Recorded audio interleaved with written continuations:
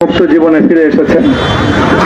সর্বশেষ আজ আমার মুক্তির মধ্য দিয়ে 2021 সালে হেফাজতে ইসলাম বাংলাদেশ এবং এদেশের আলেম সমাজের উপর ইতিহাসের অন্যতম এক গভীর ষড়যন্ত্র এবং চক্রান্ত নির্যাতনের যে শৃঙ্খলার পরিচালনা করা হয়েছিল, তার আজকে একটি প্রাথমিক অধ্যায়ের পরিসমাপ্তি ঘটল। আমরা স্পষ্ট ভাষায় বলতে চাই, আমাদের উপর জুলুম করা হয়েছে,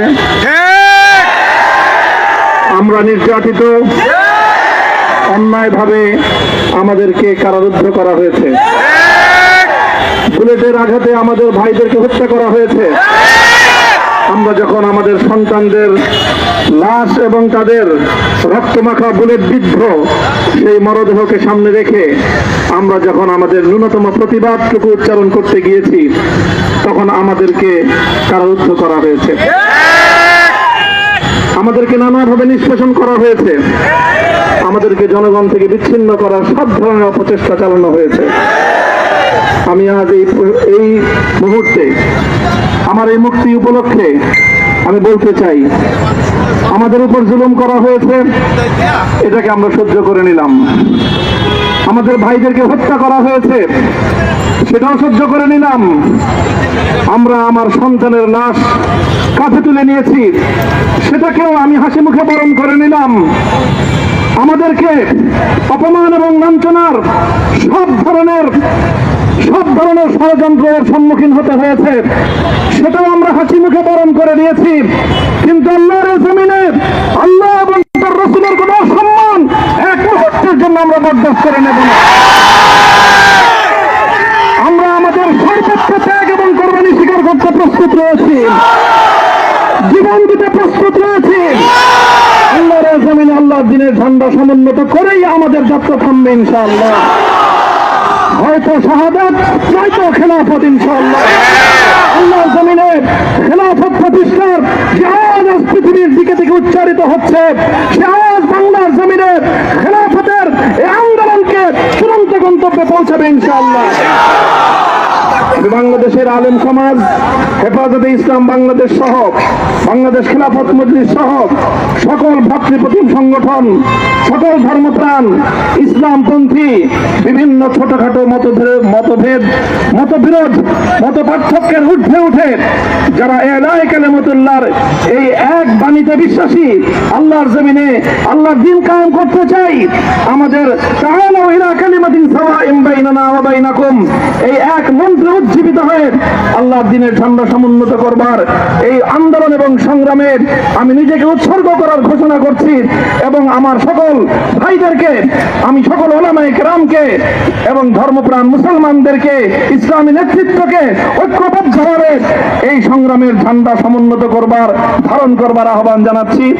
এবং আপনাদের সকলকে আবার শুকরিয়া জ্ঞাপন করছি যে আজকে আপনারা এভাবে আমাকে উৎসাহিত করেছেন, উজ্জীবিত করেছেন। আল্লাহ পাক আপনাদের সকলকে উত্তম বিনিময় দান করুন। প্রিয় ভাইয়েরা,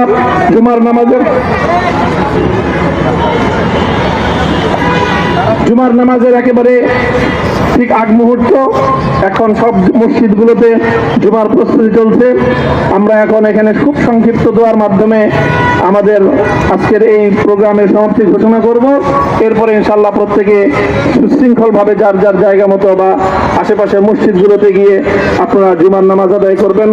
আমি আবারও বলছি, আমি আমার আলোচনার শুরুতে কোরআনে পাকের সেই আয়াতটুকু তেলাওয়াত করেছিলাম, হযরত ইউসুফ আলাইহিস সালাতু ওয়াস সালাম কারামুক্তি এবং প্রকৃত যারা অন্যায়কারী ছিল, সেই অন্যায়কারীদের স্বরূপ ওনার সামনে উন্মোচিত হয়ে যাওয়ার পর, জাতির সামনে তাদের স্বরূপ উন্মোচিত হয়ে যাওয়ার পর তিনি যে কথা বলেছিলেন, আমিও নবী ইউসুফ আলাইহিস সালাতু ওয়াস সালামের অনুসারী হিসাবে তার সুরে সুর মিলিয়ে, কণ্ঠে কণ্ঠ মিলিয়ে কথাই বলতে চাই, লা তাসরিবা আলাইকুমুল ইয়াউম। ব্যক্তিগত আক্রোশের প্রতিশোধ আমরা কারো কাছ থেকে গ্রহণ করব না।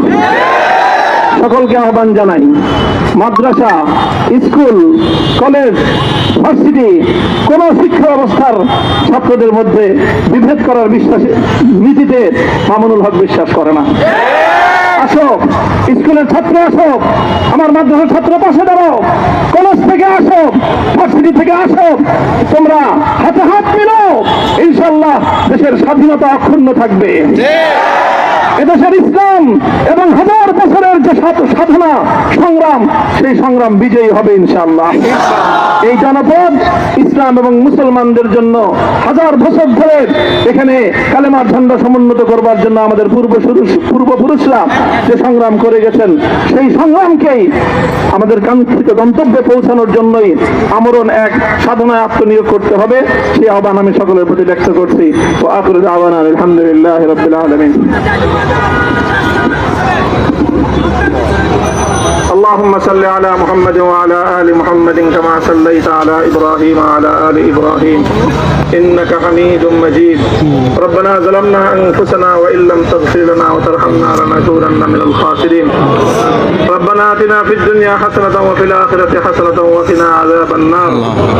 اللهم أحسن عاقبتنا في الأمور كلها وأجرنا من خزي الدنيا وعذاب الآخرة. اللهم آمين. يا الله ইখলাসের সাথে শুধুমাত্র আপনার সন্তুষ্টির উদ্দেশ্যে আপনার দ্বীনের ঝান্ডা সমুন্নত করবার জন্য হে আল্লাহ আমাদের বুকে আপনি সাহস দিন। হে আল্লাহ সাহস দিন, হিম্মত দান করুন। আল্লাহ আপনার নুসরতকে, আপনার সাহায্যকে আমাদের সামিলে হাল করে দিন। হে আল্লাহ আপনি আমাদেরকে সাহায্য করুন। আমরা সংখ্যায় কম, শক্তিতে দুর্বল। হে আল্লাহ সর্বদিক থেকে আমরা অপ্রতুল, কিন্তু আপনার সাহায্য সাথে থাকলে আল্লাহ পৃথিবীর কোন শক্তি আমাদেরকে রুদ্ধ করতে পারবে না, পরাস্ত করতে পারবে না। হে আল্লাহ আমরা আপনার সাহায্য চাই। হে আল্লাহ জালিমের জিন্দান খানাগুলোতে সারা বিশ্ব জুড়ে অসংখ্য মুজাহিদিন, অসংখ্য মুসলিম সংগ্রামী, তারা দিনের পর দিন, মাসের পর মাস, বছরের পর বছর মানবেতর মজলুমিয়তের জীবন যাপন করছে।